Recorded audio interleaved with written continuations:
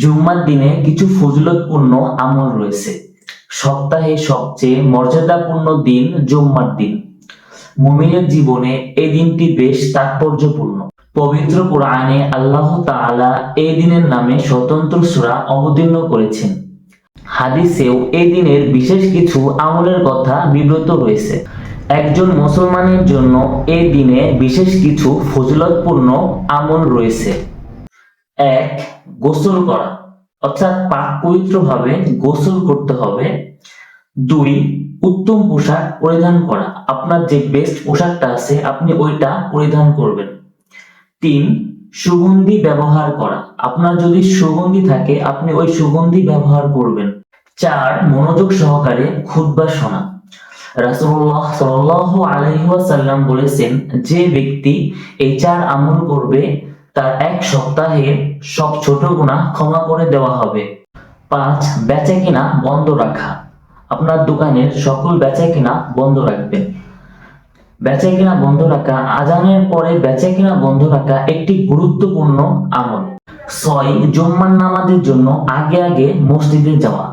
জুম্মার নামাজের জন্য আগে আগে মসজিদে যাওয়া একটি ফজিলতপূর্ণ কাজ। রাসূল সাল্লাল্লাহু আলাইহি ওয়াসাল্লাম বলেছেন, জুম্মার দিনে মসজিদের দরজায় ফেরেশতারা অবস্থান করেন এবং যে আগে আগে প্রবেশ করে তাদের নাম লিখতে থাকেন।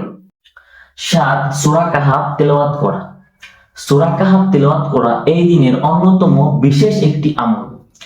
প্রিয় নবী সাল্লাল্লাহু আলাইহি ওয়াসাল্লাম বলেছেন, যে ব্যক্তি সূরা কাহাফ এই দিনে তেলাওয়াত করবে তার জুম্মার মধ্যবর্তী সময়ের জন্য আলোকিত হয়ে থাকবে, এবং যে ব্যক্তি এই সূরা প্রথম 10 আয়াত তেলাওয়াত করবে দাজ্জাল যখন বের হবে তখন তার কোনো ক্ষতি করতে পারবে না। দাজ্জাল যখন দুনিয়াতে আসবে, যে ব্যক্তি প্রতি জুম্মায় প্রতিদিন সকালে সূরা কাহাফের শেষের 10 আয়াত তেলাওয়াত করবে, দাজ্জাল বের হলে তার কোনো ক্ষতি করতে পারবে না।